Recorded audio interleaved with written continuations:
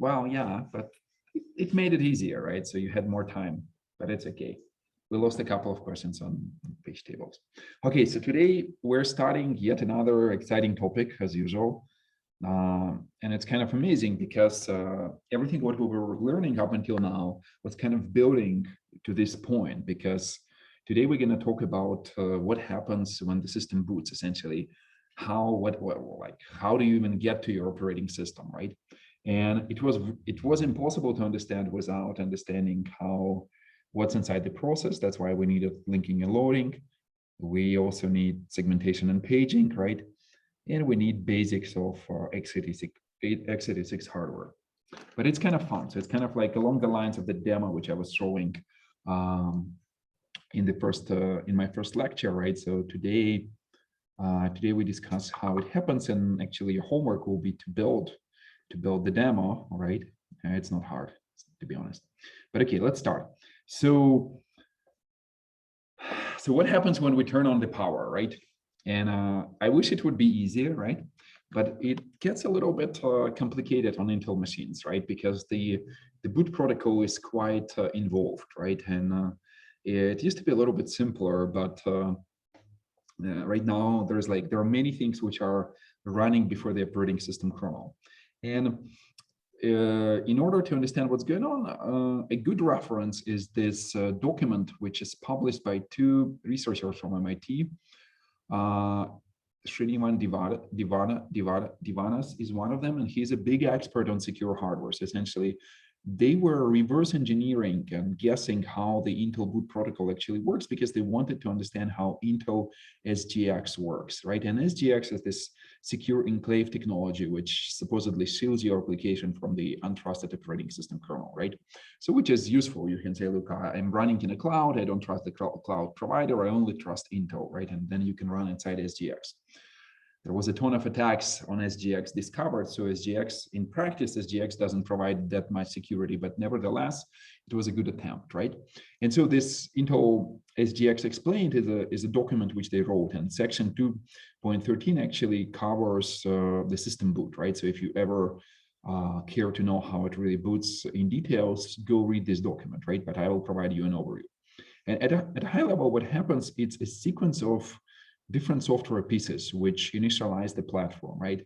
So, and you can be surprised, but as I was saying, BIOS or bootloader are not the very first things which run on the platform, right? So it starts with the Intel Management Engine, right? So this secure technology, which again, Intel boots before everything else.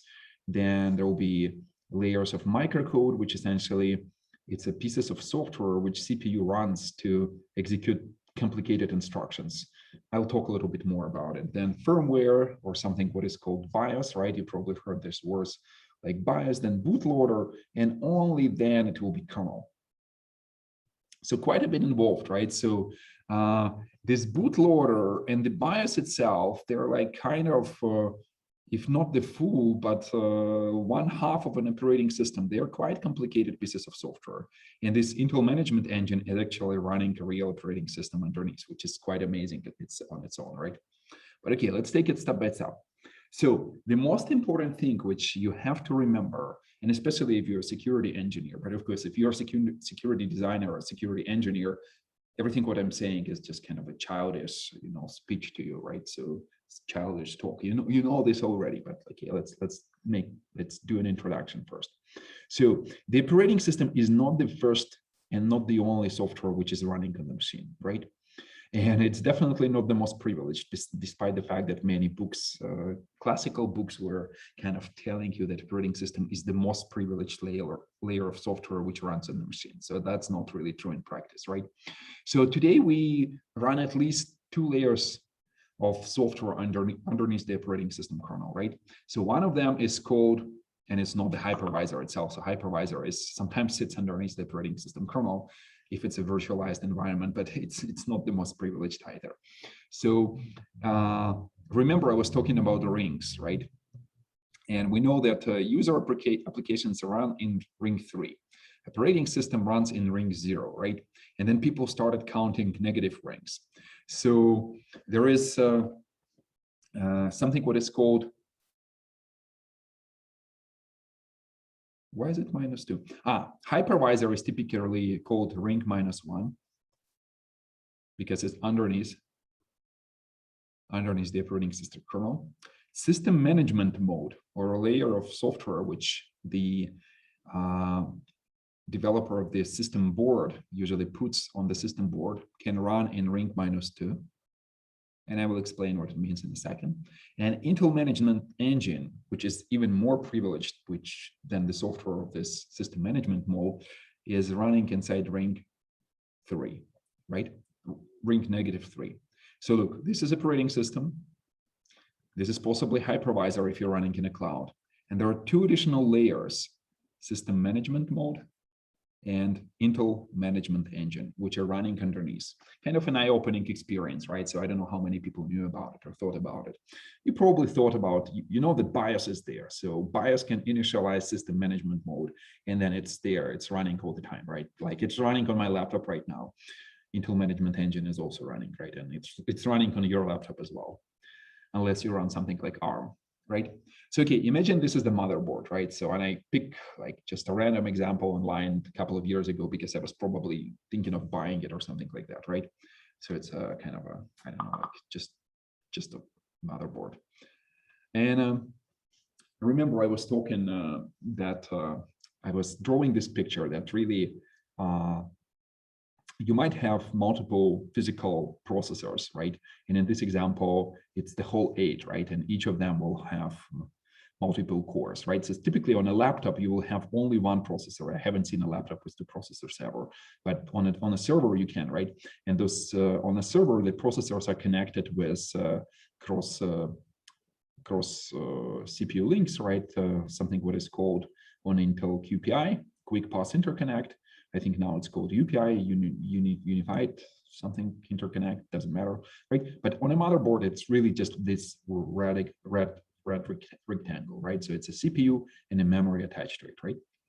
However, and inside, if you look inside what's there, like this is the physical thing which you can go to store, right, and buy if you want to upgrade, right? Typically for a laptop, it's hard to upgrade the CPU, right? But for a desktop, it's possible, connected to the memory, to the DIMMs here with the memory bus, and there will be something what is called peripheral bus or PCI, right, which will connect other components of your system, like maybe PCIe attached SSD device, network interface, network adapter. It could be Wi-Fi today, but back in the day it was Ethernet, right? And something what is called South Bridge or PCH, what is platform, something hub, platform control hub, to which something like SATA controller can be attached, sorry. And then to that, the hard drive, like legacy hard drive or an SSD can be attached here, or USB devices will be attached through a USB controller here, right? That's roughly the hierarchy of on this system, right? So, and we talked about it, just like it's a quick recap, right? And remember, I showed you this picture before. If you look at the data center, and this is a picture from Emulab, and it's a freely available data center, which researchers like me can use for building our papers and trying them, right? And if you assume that this one of these racks is this Dell PowerEdge R830 system, this is high-end Dell system, right?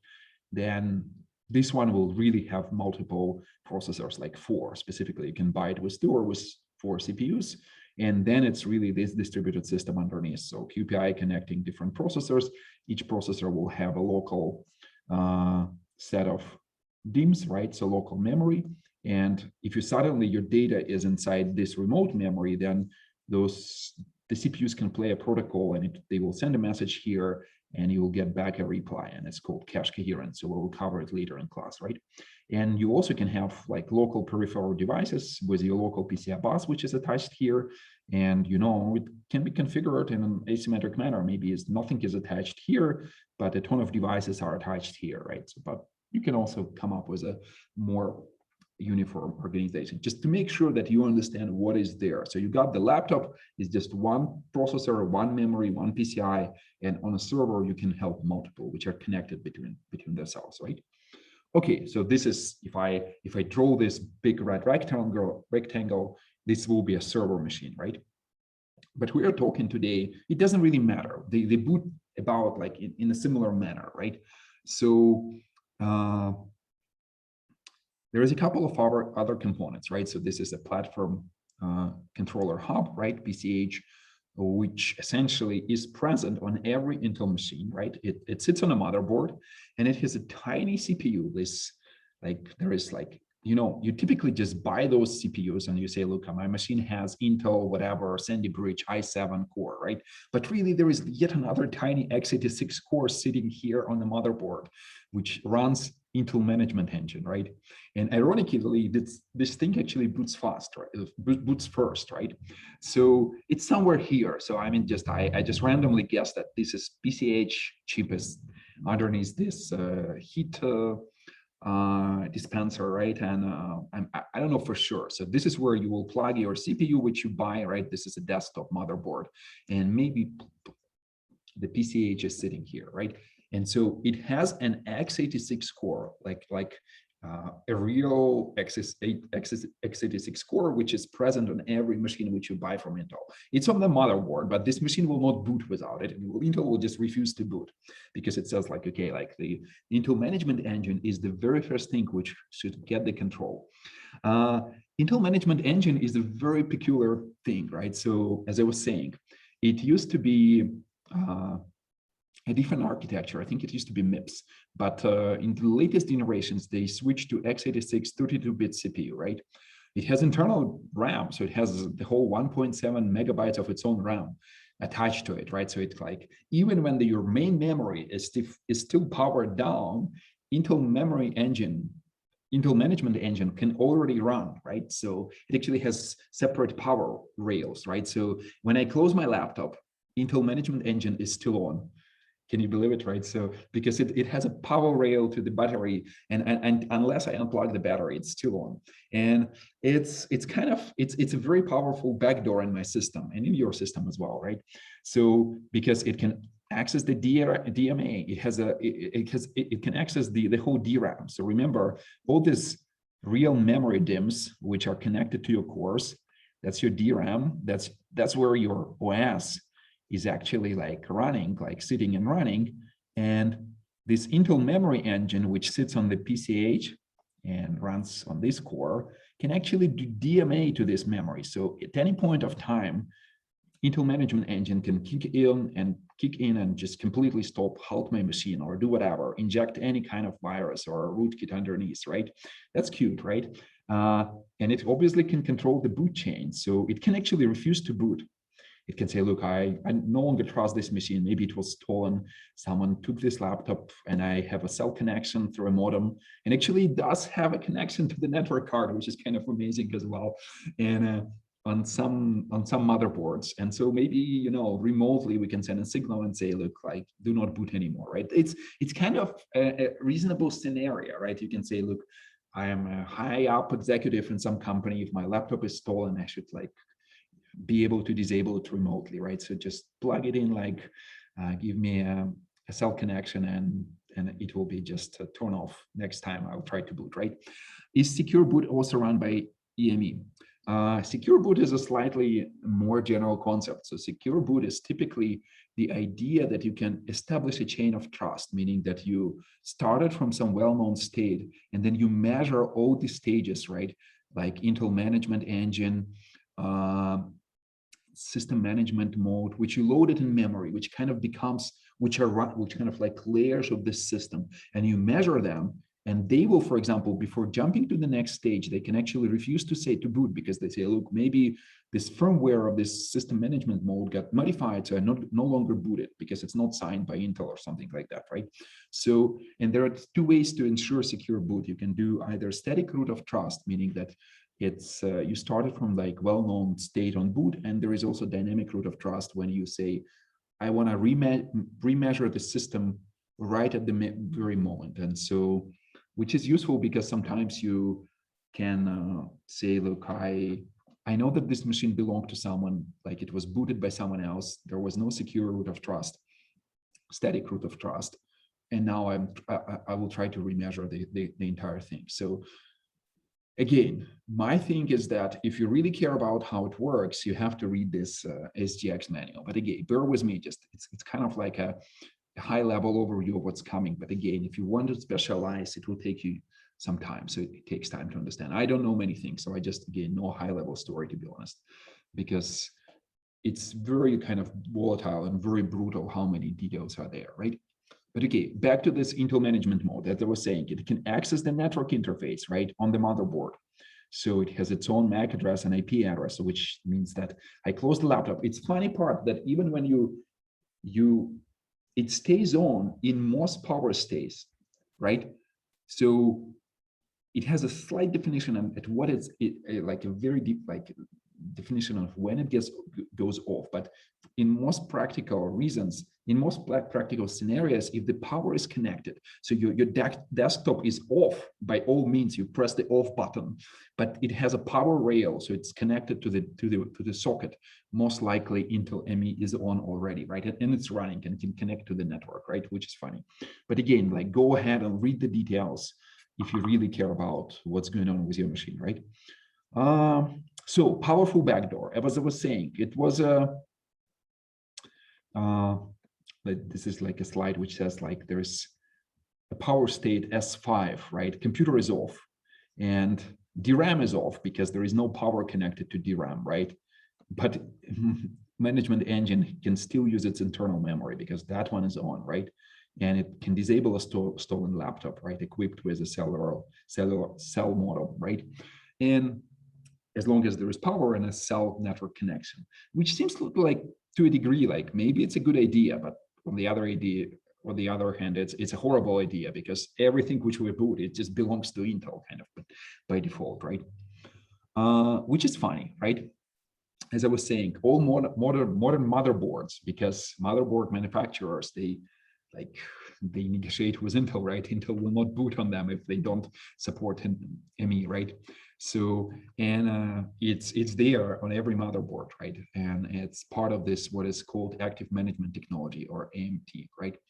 And again, supposedly it's a good scenario, you can machine stop booting, in a data center, administrator types something, maybe boots into management mode and just reflashes the hard drive, or just says, okay, boot from the network. And then, maybe machine is also always like it's back on, or maybe it's my laptop and I took it to, I don't know, on a trip to Ukraine and suddenly it stopped working. I don't know what to do, but those guys can fix it for me. But again, on the other hand, it's a horrible backdoor. And not surprisingly, it's running a whole operating system.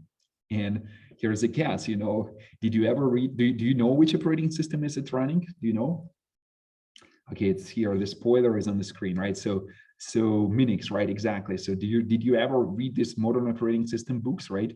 And it turns out that it does run Minix, or at least it runs parts of Minix. So, I mean, we never know. But what happened is that those security researchers, and I forgot who exactly they are, but we can dig it up, so you can quickly look up by typing those lines from this slide. I forgot already.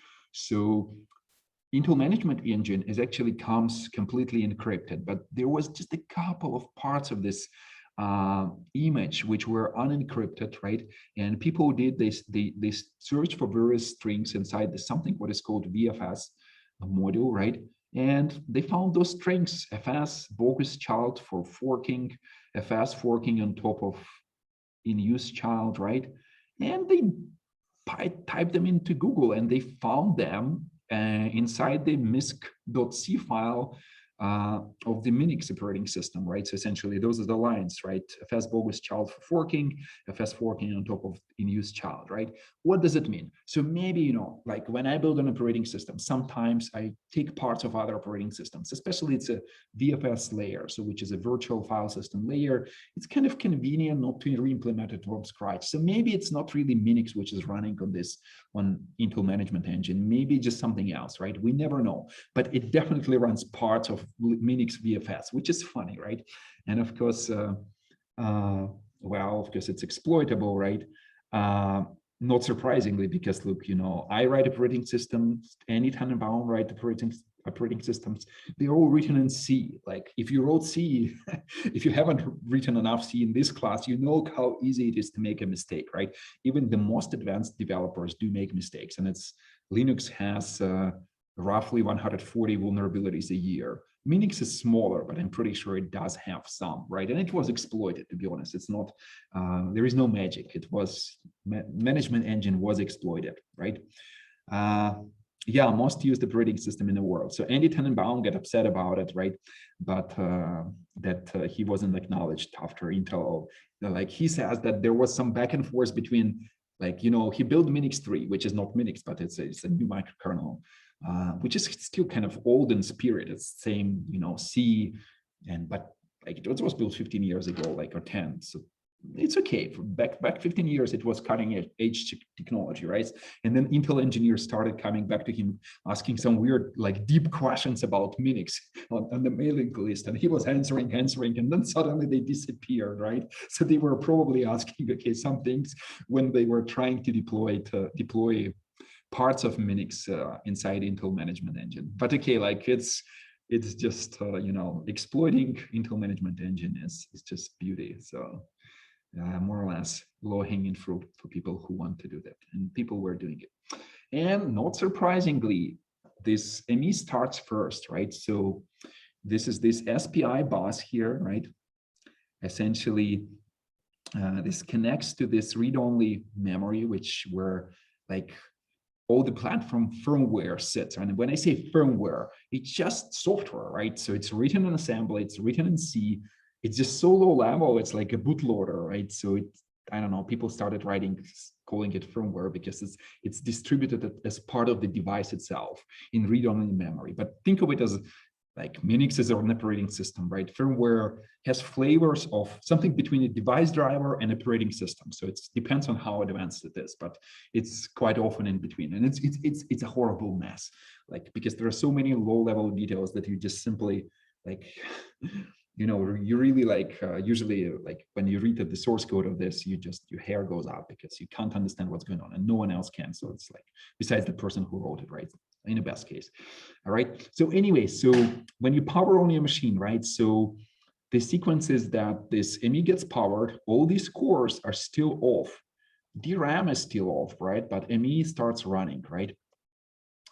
And one of the CPUs, right, is one of the CPUs on the system, right? Even in your multi-core system here, it's kind of like a funny back and forth, but one of these is called a bootstrap processor, BSP, and others are application processors. And those application processors are kind of like sitting idle and waiting for the bootstrap CPU to send them a signal, right?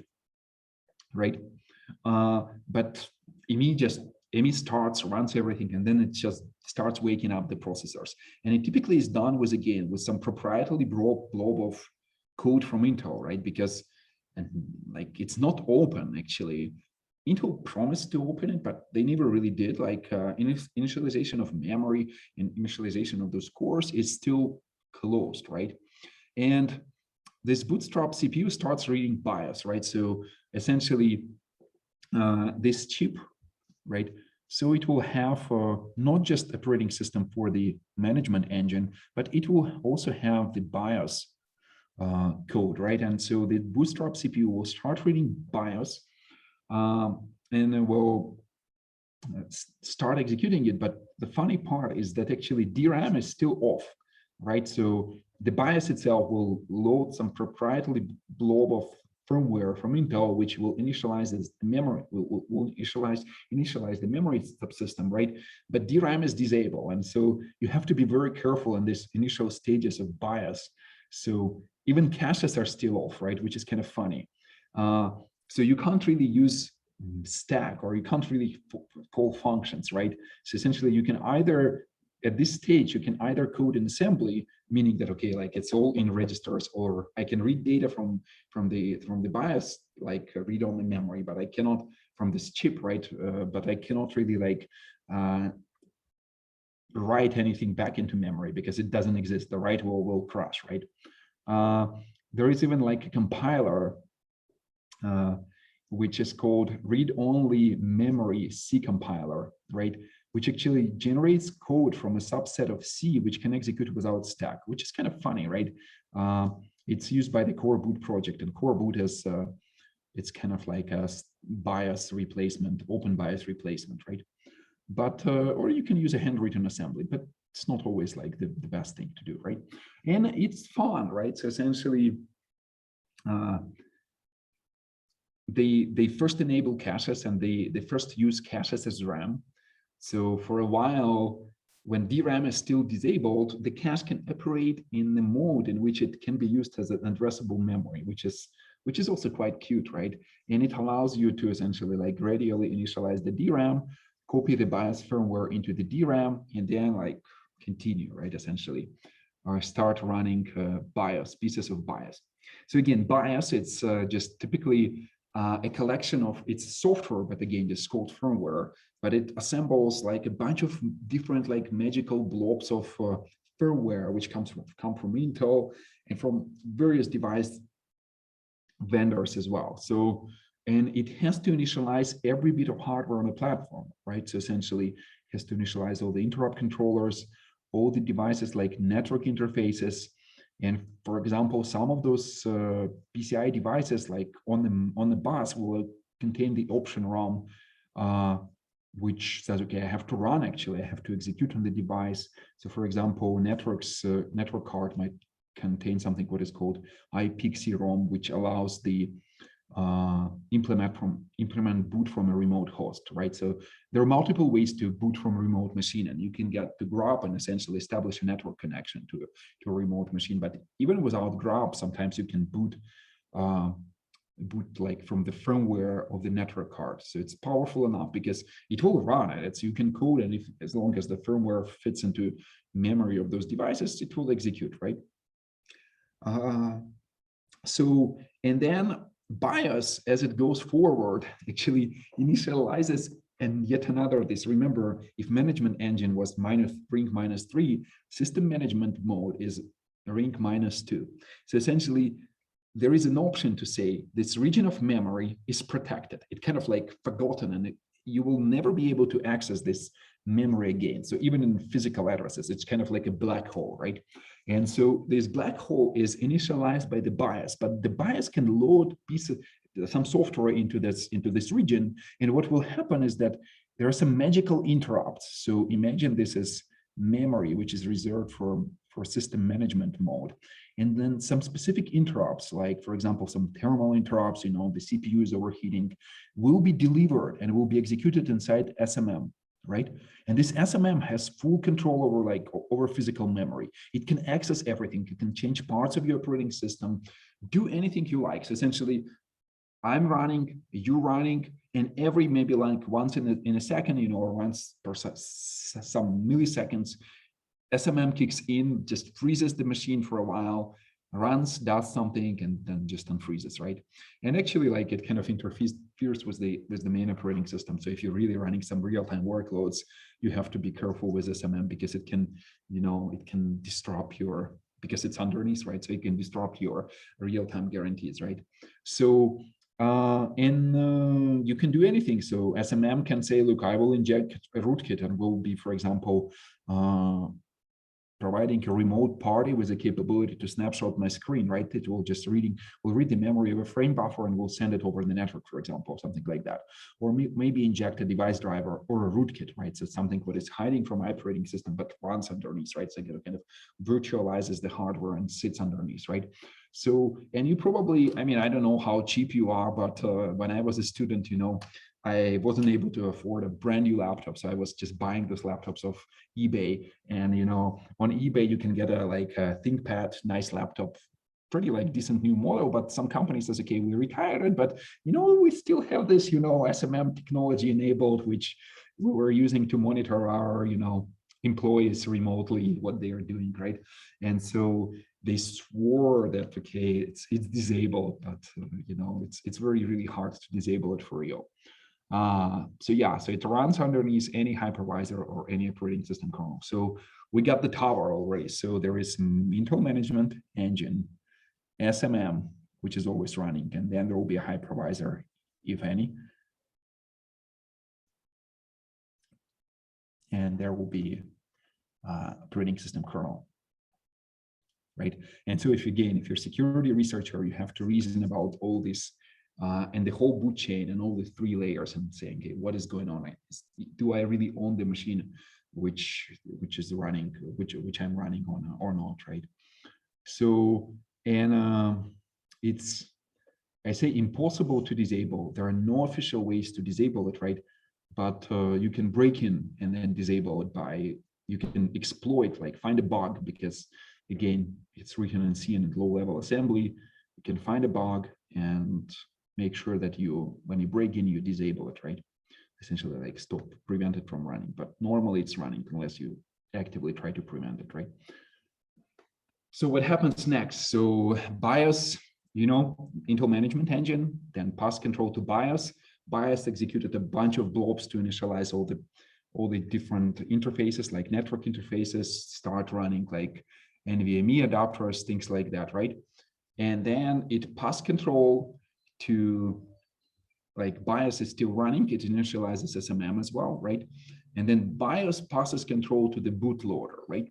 So the bootloader is kind of like, where's this, we are exiting the gray area, because BIOS is all typically proprietary as well. So the vendors of the motherboards, they collaborate, like there was a couple of like flavors of those BIOSes, because and they buy them and they customize the BIOS to make sure that, it boots on this specific piece of hardware, but really, it's a combination of the BIOS vendor and the motherboard vendor, right?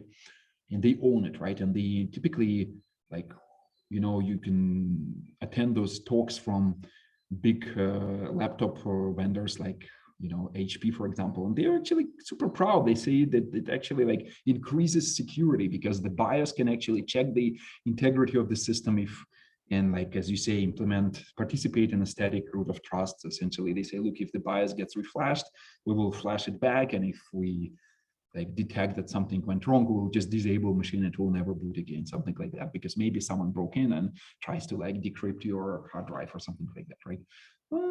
Yeah, doesn't always work like that. But okay, so this is kind of where my storytelling ends, and we are entering the area which you have to understand closely, right? So everything up until BIOS, it's just kind of like a funny kind of popcorn talk, right? Because it's all gray, it's very complicated. You have to be a security researcher to understand what's going on there. I just gave you high-level overview. I don't know how much you understood, right? And I don't know many details myself, right? But from the BIOS, when the BIOS passes control to the bootloader, it's all open, right? And in our x86, we'll be looking at the implementation of the bootloader and how it actually interacts with the BIOS and how it passes control to the operating system kernel, right? So modern BIOSes, okay, I say modern, but really I don't talk about UEFI, so it's still like an open kind of chain, right? Sorry, no UEFI. So older standard. It can load the bootloader from a variety of sources, right? So BIOS itself, it's almost like an operating system. It just that it doesn't run forever. It kind of runs, but loads parts of itself into SMM if on some machines, right? But it's as capable as a operating system, so it can have a network stack, file systems, right? Stuff like that. So that's why it can read hard drives and file systems. Like that's why you can go into ext2, ext3, ext4 file system. You can go into NTFS, right, to read the bootloader from NTFS, right? It can access USB drives. If you choose the default device to boot, its BIOS has to understand how to access a USB device. Did you ever think about it? Yeah, like good luck to you programming the USB stack, but it's there in BIOS, right? You actually can read the USB device. You can read the optical drive, although it's easier than USB, right?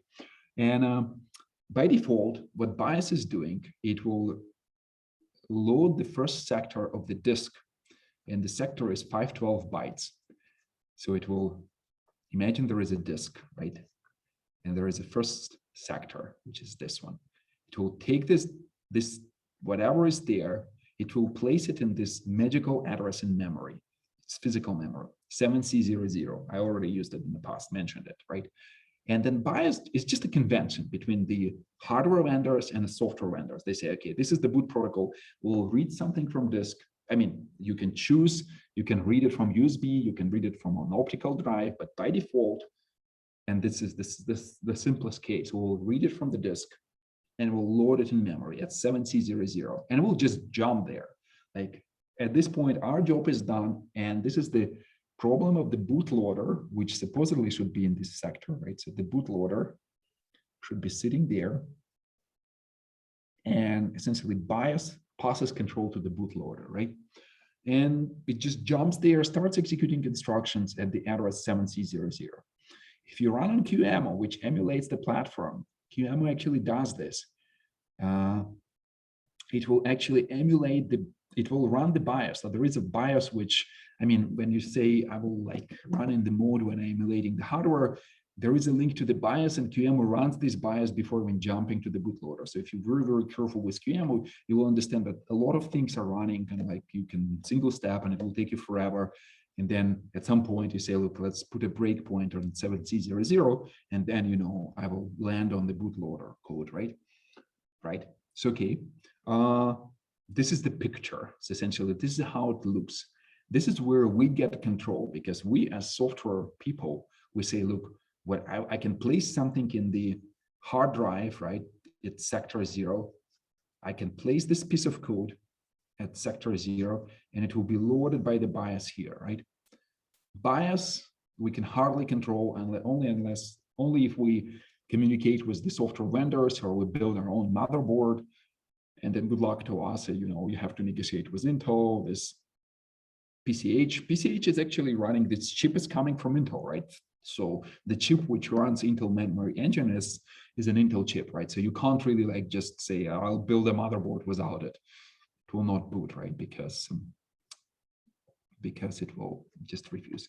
Okay, there is a question. Does AMD has its own version? Yeah, it does. I'm not an expert on AMD, but AMD is good enough to copy everything, right? And sometimes they innovate, sometimes they copy, and they kind of cross-pollinate each other. But AMD has a very comparable technology to this Intel management engine. Any other questions? Let me stop here for a sec.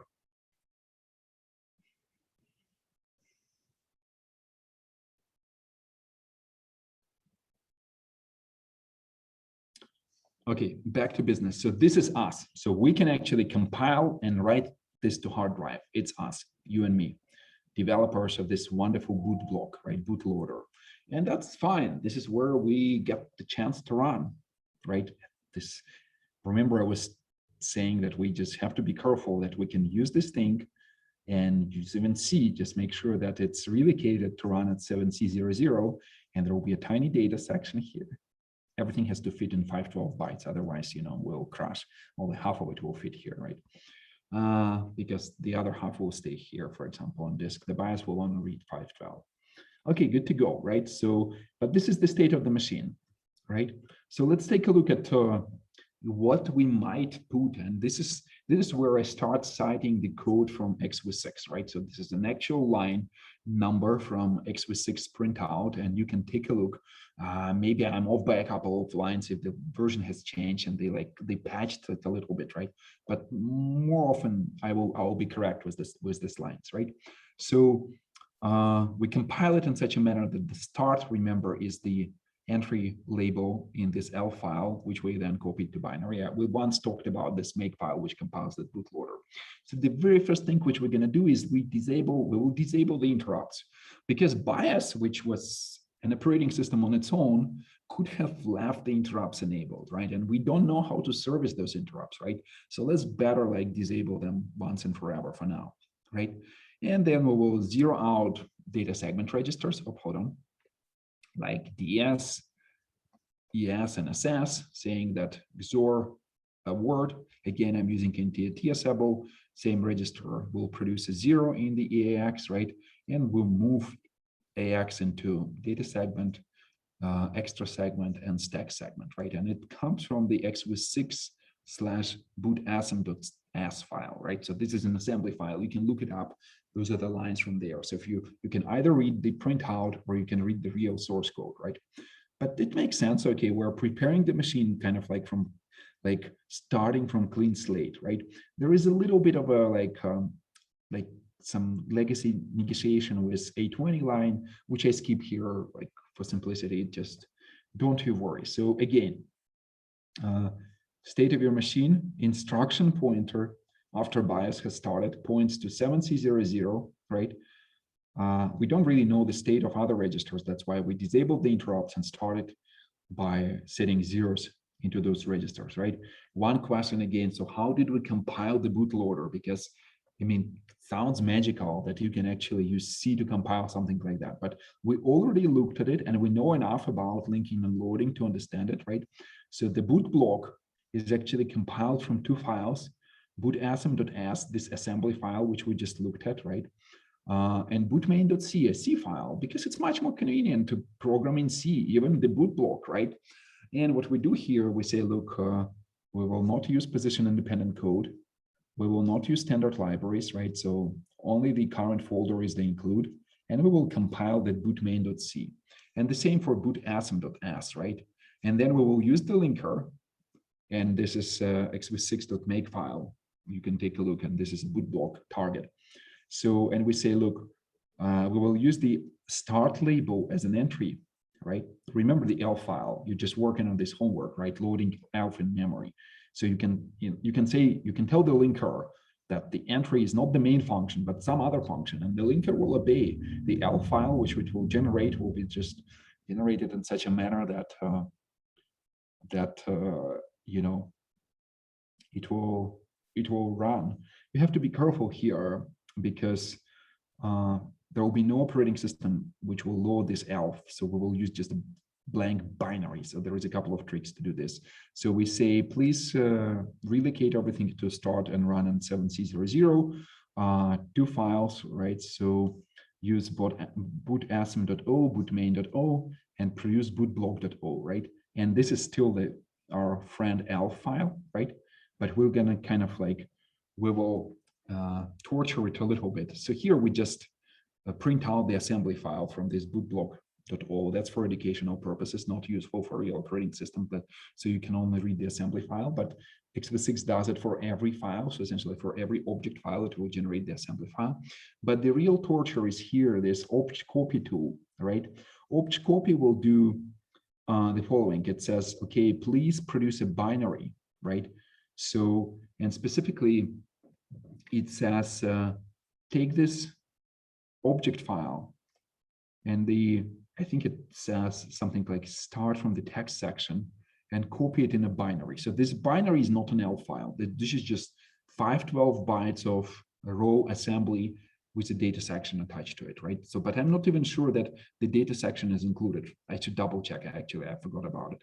So it probably just takes the text section and says, okay, which means that we'll take a look at the source code. Maybe there are something in the data section. Maybe I'm wrong. And this line, last line, which invokes this Perl script, is nothing else but just checking that the resulting boot block is less than 512 bytes.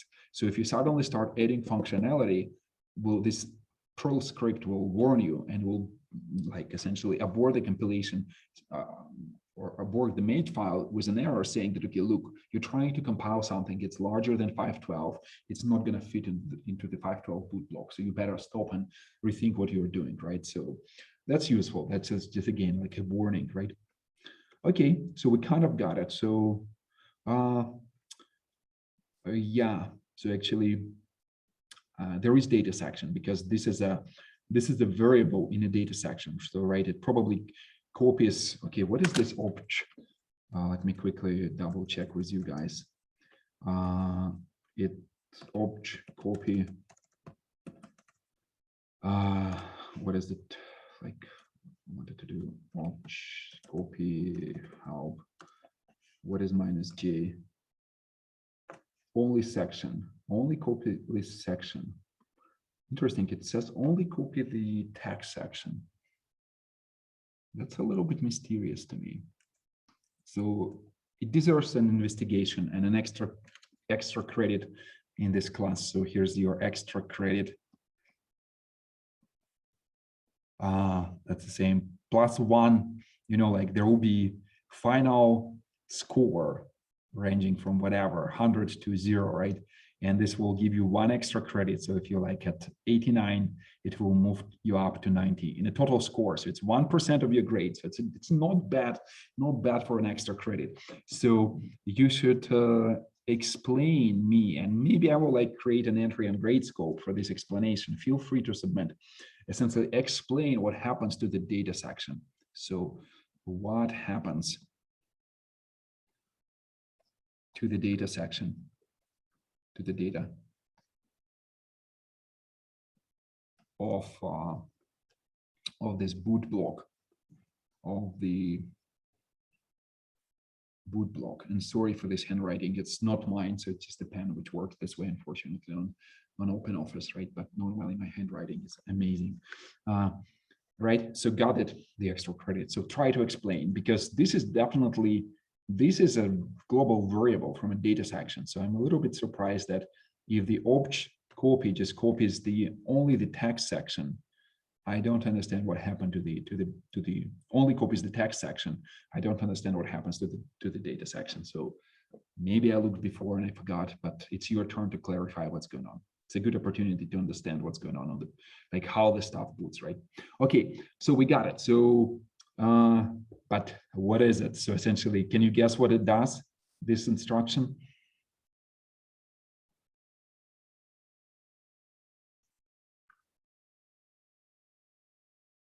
Line 9141. So what do you think it does? What's the purpose of this line?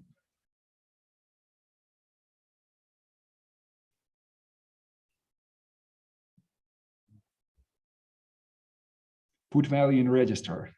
You got it, but which register and what is the value? I like how you generalize, you know, but wait, you have to prepare to pass Google interview or whatever, Facebook or Amazon. They're not gonna hire you if you just say put value in the register. Be more specific. GDT, right, Dominic? So it loads the global descriptor table. So load GDT, right? Remember, I was saying once that GDT, which we have to load in the special hardware register to make to initialize segmentation. So this is exactly what's happening, right? So it loads the GDT. So there is this GDT, which is part of this, I would assume, a data section of this boot block file. And this is how it will be configured. So the entry 0 is historically 0, right? So it's null. But we will configure 2 entries, right? Code and data, which will cover the entire address space from 0 to 4. So essentially here, the base is 0 and the limit is 4 gigabytes, right?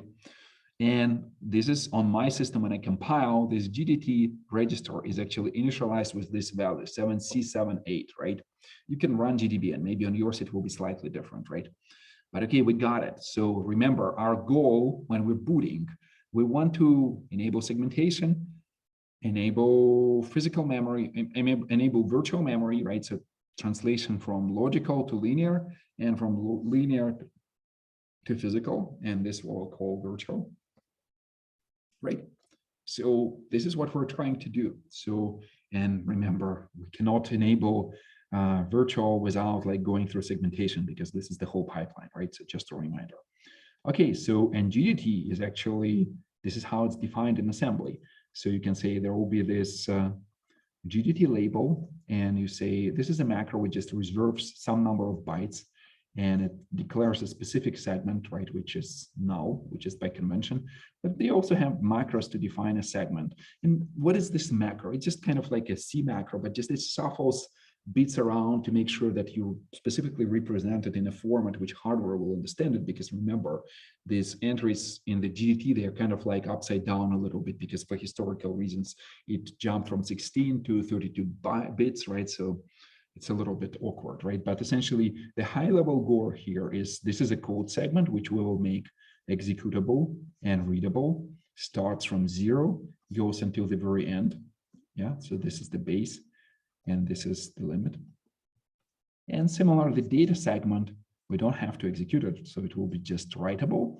starts from 0, goes until the very end, right? And if you wanna, there is like a specific format which this GDT descriptor should be defined. So it should actually take first it takes the size of this data structure. That's why they do this arithmetic, right? So they actually compute the size of this table, right? The size of this table, they compute it dynamically with this expression, and then the address of the GDT itself, right? So essentially, and this descriptor has like a word and a long. So this is a word, and there will be a long, right? So, and a word here is 16 bits, and the long is 32 bits, right? And the whole thing is actually has to be aligned. It's like a data structure in memory, which CPU will understand, right? And so this one we will do LGDT, load into GDT register, right? Okay, good. So far, so good. So hopefully it was at least not too low level. Then we say, look, remember I told you that normally jumps don't change the code segment, but long jumps allow you to do that. And so essentially we say this segment kernel code will shift it by 3 because the first 3 bits are some flags, right? And this is the number. So our code was number 1. So this is number 1 shifted by 3 will be 8, right? Because 1, 0, 0, 0 is 8, right? And we essentially say, okay, please jump to this new label, start 32. And what's funny about it, that the beginning of this assembly was using 16-bit assembly because we were running in 16-bit mode. But when we're doing this long jump, we actually we're ready to switch in the 32-bit mode, and everything will be like, we'll go through GDT, right? Okay, so this is the explanation. This is the first 3 bits. So this is the requested privilege level. Remember, I was telling you that it ranges from 0 to 3, right? And this is whether you want to use this flag, whether you want to use GDT or local descriptor table. I only covered GDT, right? So this flag is 0. Okay, so now we're running in something what is called protected mode. So essentially everything goes through GDT, right? Like we enabled it, right, with this long jump. And the state of our machine, again, on mine, EAP is 7C1D.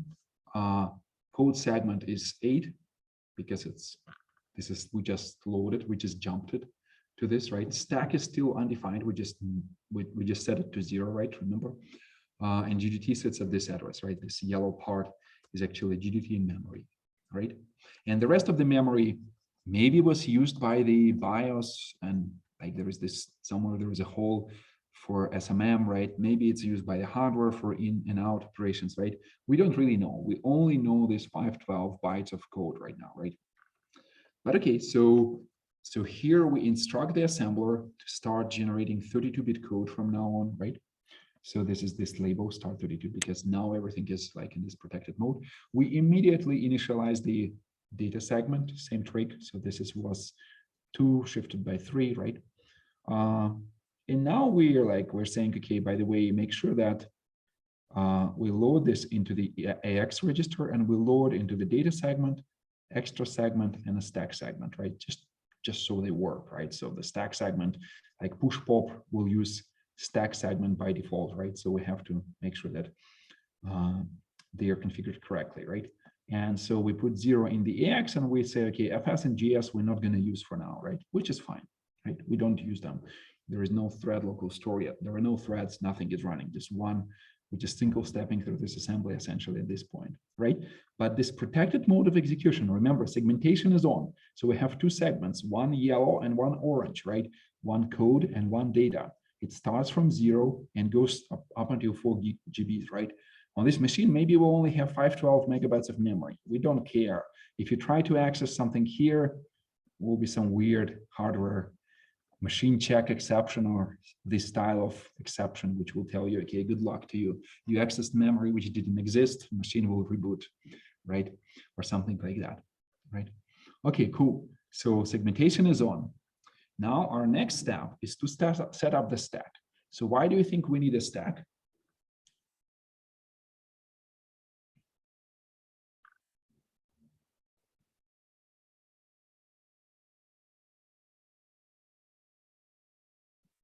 Any ideas?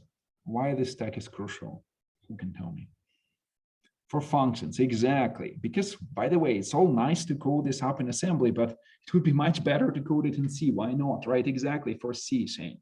Right, so we say, look, let's set up the stack, and then we can start calling, we can call a function boot main. This is the call instruction, and we'll push the return address on the stack.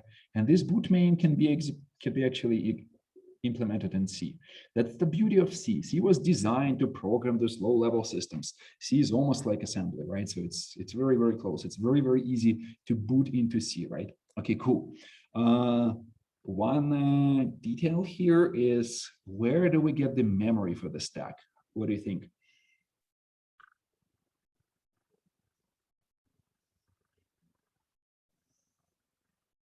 Is there a memory allocator?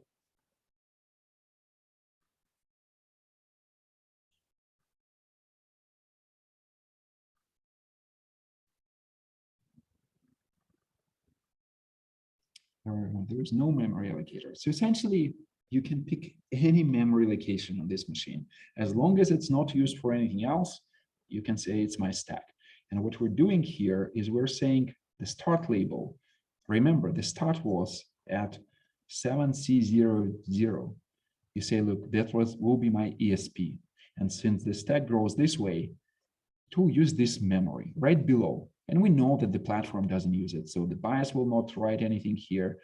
No devices will not write anything here. Our code is here, and this can be a stack. Why not? That's a good idea.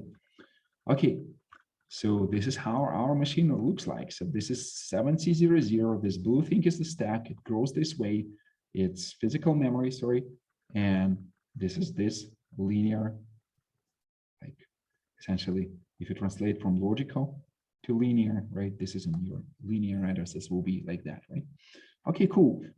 We could have chosen some memory over here for stack. It's fine, totally. It just doesn't really matter. But this one is fine. Why not use this one? Okay, but now we're calling into boot main, and boot main is a function which we can implement in C. Remember the calling convention? It's a void function with no argument. That's why we just call it a function, but we don't have to pass anything, right? But this is beautiful, and it's very related to your homework, right? So boot main will read the kernel from disk. So essentially, it will have a tiny device driver to read it from disk. It's very primitive, right? But essentially, it will read the ELF file and will load it into memory. And that's what is happening here. So it says, okay, I'll define the data structures, which are the ELF header and the program header. I will say, look, I will read the memory from disk into this scratch space, which is its address x10000, right? Again, some unused memory. Why not? There is a little bit of convention here. So the kernel is compiled to run at this address, right? But it's okay. We could have relocated the kernel at this point, and why not? We can, but like it's not needed for this simple operating system, right? And here we have a tiny function which essentially reads a segment, like first page of disk. So it says like read 4096 bytes at sector 0, right? Into this ELF, right? Where an ELF is pointing into this address, which is unused, right? And when we read it, we'll check if the ELF magic is correct. If not, we will, at this point, exit from the function, and good luck to you, nothing has booted, right? But if its magic is correct, we'll continue, right? So what we will be doing, not surprisingly, we're going to be looping through all the program headers, because we're acting as a very simple loader, right? So essentially you say, look, I will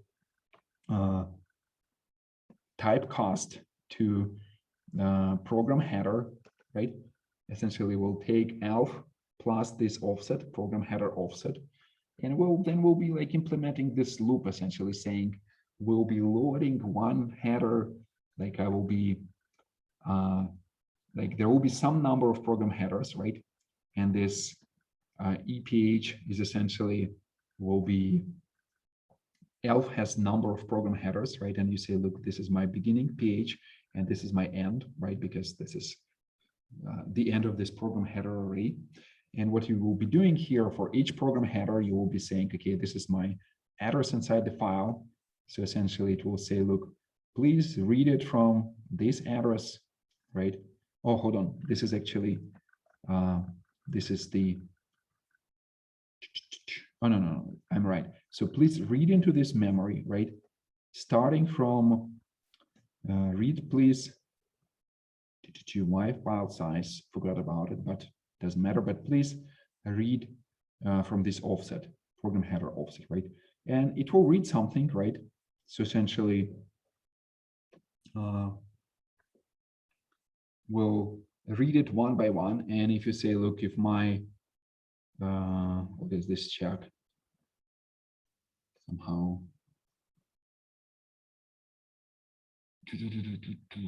what are we doing here? It's not clear, but essentially you will be reading one after another, right? So you'll be fine. So maybe take a look at those lines and you will understand them. But the point here is that eventually when you read this ELF, right, you read it in memory, right? Very similar to how you did it, right? You will say, I know that ELF header will have an entry. And we rely on the fact that the kernel is actually compiled to run on this address. So this address was a little bit magical, right? And you say, well, I will typecast it to the function pointer, and this entry is a function pointer. And I will just jump to this entry. I mean, I will call it as a function. So this is a function invocation. So essentially, entry is a function pointer, and you will essentially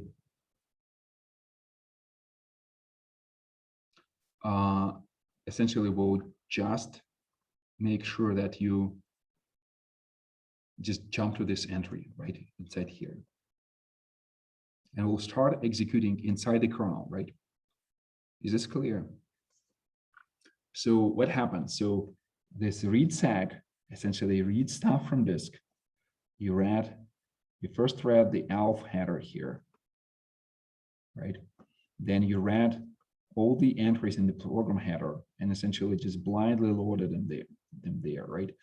There is a little bit of a magic. So this loader is very, very simplified. So I would ideally like you to implement something a little bit more sophisticated. But in order to fit into the 512 bytes, right, which is the limit for this boot block, right? The logic is somewhat primitive here, right? So, but we load it in memory and we jump to it, to the entry point in a kernel, right? So what is there on the other side? Like I wanted to first explain a little bit about how to essentially we can implement access to the disk. So it's a very simple protocol, right? So it's, and again, you should open the standard and read those, the implementation of the protocol, but essentially what you're communicating with the disk by using this ports abstraction. So essentially the simplest interface to the drive uses in and out instructions, and there's a range of ports, and some of these ports are allocated to the ports are like virtual addresses, if you like. So there's some namespace of ports, and when you essentially write one into this port, instead of like going to memory, it goes on those PCI buses and reaches the hard drive, right? And then the hard drive vendor, which has a tiny controller, which also runs a tiny operating system here, which is again called firmware, will react somehow, right? And here we setting up this protocol, playing the protocol to just essentially configure the drive to read a specific offset, right? So we passed the offset here and pass the destination in memory. So right, and again, I'm not going to cover those details, but this is how it approximately looks, right? And wait disk is like essentially you send the command to disk, and it might take disk some time to implement this command, right? And so essentially you're reading one of those magical port numbers, waiting for it to flip, right? So essentially say this mask has to flip to X40, right? And then we know that the disk is ready, right? So essentially spinning, waiting for the disk to reply, and it will take milliseconds for the disk to reply, right? Okay, so, hold on. Right, so the problem here is the following. So I was rushing a little bit and this code was hidden from me, but this is it. So when I was saying you will,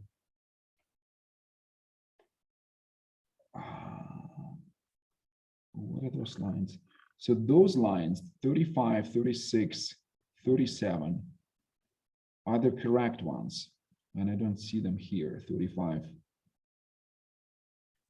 So boot main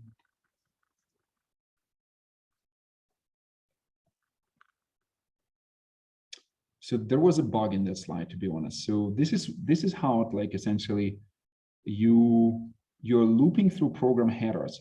This is it. No, that's the same, right? Okay, got it. This is not the bug. So it's the same code. So essentially you're looping here, it's just that I don't understand these two lines, right? So which we can clarify later. Let me just start with this, right? But okay, so where do you land? And essentially when you jump into the kernel, right? The kernel itself, and we're now in a different file. We're in x86 entry.s. It's again an assembly file, but now it belongs to the kernel, right? So the bootloader, which was living in this 512 bytes, loaded the kernel from disk into address 0x10000, right? And essentially jump to the entry point, right? And this is this entry point, right? So essentially it says, okay, please, the linker will pick up the start symbol as the ELF entry point, and we say we'll assign this start to the physical address of the entry point, which is right here. And this is the first instruction of the kernel, which starts running on this machine, right? So the kernel, what it tries to do, it essentially tries to enable a 4 megabyte page table, right? Because again, it's a little bit hard to work with segments. And the first thing which kernel is doing, it will switch from protected mode to this full translation from linear to physical, right, with the page table. So specifically these three instructions, it reads the value of the CR4 register, which is the control register 4, into a register. It sets one flag in this register, which essentially enabling these 4 megabyte pages, switching them from, it not switches, it just says, okay, please enable 4 megabyte pages along with 4 kilobyte pages, and then writes it back into the control register 4. Because you can't really just do this OR operation on the control register itself. It only works in general registers, right? That's why you read it into general register, update a flag, and then write it back into the control register, right? Okay, so it's still, nothing has changed. It's just that we jump to the entry, and this is where the kernel is sitting. And I actually was, this should be the 1 megabyte, first megabyte. And what is this address? Is it the first megabyte? Right, so maybe I was confused when I was using this address a little. So I was using this address, and this is 64 kilobytes, so this is wrong. This is for 1 megabyte, so it needs to have an extra 0, right? Sorry. So 4 zeros and 1, right? So we loaded the kernel at the first megabyte, right, and jumped to it. We still didn't enable paging. We just said, okay, be ready to enable 4 megabyte pages, and this is what the kernel will do in the very first thing, right? Okay, so we're running this. Remember, x86 supports 2 page sizes, 4 kilobytes and 4 megabytes. So why are we switching to 4 megabyte pages? Because just it will simplify our job, because one virtual page will be covering 4 megabytes.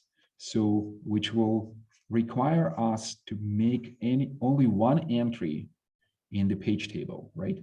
We will do 2 entries. You will see in a second. So one entry will be mapping the kernel, will be mapping the region from 0 to 4 megabytes. And the second entry will be mapping the kernel from 2 gigabytes to 2 gigabytes plus 4 megabytes, right?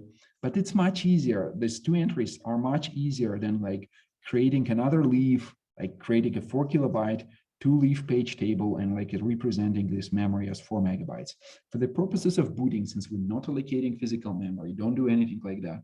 This is just fine. Like, let's do it, right? And it simplifies the code. So essentially, this is what the kernel is doing, right?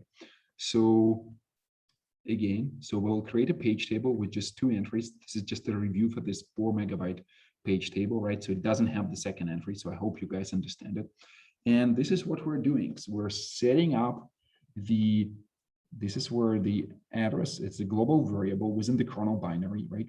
Which is entry page directory. So it's a special page table, which the kernel is using only on boot. And we essentially, so this itself is a virtual address. And so we're using a macro to convert from virtual address to physical address to make sure that the hardware essentially will understand this virtual address, because this symbol, the compiler compiled it as a virtual address, right? So we are translating from virtual to physical, loading it into the EAX register, and essentially from EAX register into the control register 3, which holds the root of the page table, remember? Okay, so this is our entry page there. So we said, okay, the control register 3 is ready to go. So it's time for us to enable paging. And our end goal is to essentially remap the kernel. So right now the kernel is at the very first megabyte of physical memory, right? So if this is 0 physical, this is our first MB. Our goal to essentially remap the kernel to essentially, we will split the address space in 2 parts. The green will be the user part, and the high 2 gigabytes will be the kernel part, right? And we want to remap the kernel to run here, run at 2nd gigabyte, at the range starting at 2nd gigabyte plus 1 megabyte, right? So essentially kind of the same shift. So if here we mapped it in physical memory starting from 0, we wanna map it like at 2 gigabytes plus 1 megabyte, right? And this is where the kernel will belong. It just, why haven't we done this right away? Because like we still haven't enabled virtual addresses. You can ask, why haven't you loaded the kernel directly in a physical address at the 2 gigabytes plus 1 MB, right? And who can tell me why we haven't done this? And then we would just map it 1-to-1. Why we first loaded the kernel at the first megabyte?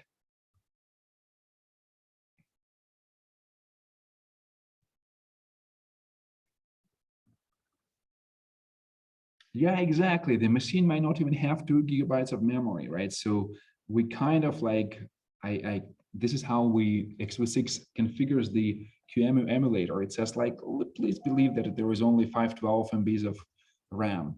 And it's a little bit of a lousy assumption, because like in a real kernel, you would have to read the available physical memory from the BIOS. The BIOS will construct, oh my gosh, someone is calling. The BIOS will construct,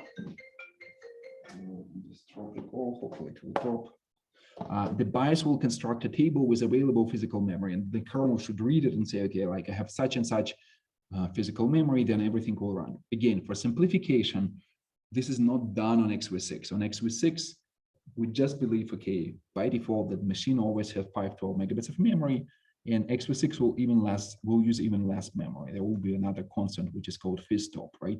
But you can change it, and then you can add this logic if you want to read the BIOS, or you can just like increase the fizstop, but it will become again clear a little bit later. So okay, our goal is this. Okay, let me stop here because we only have 2 minutes left. Are there any questions about this boot process up until now?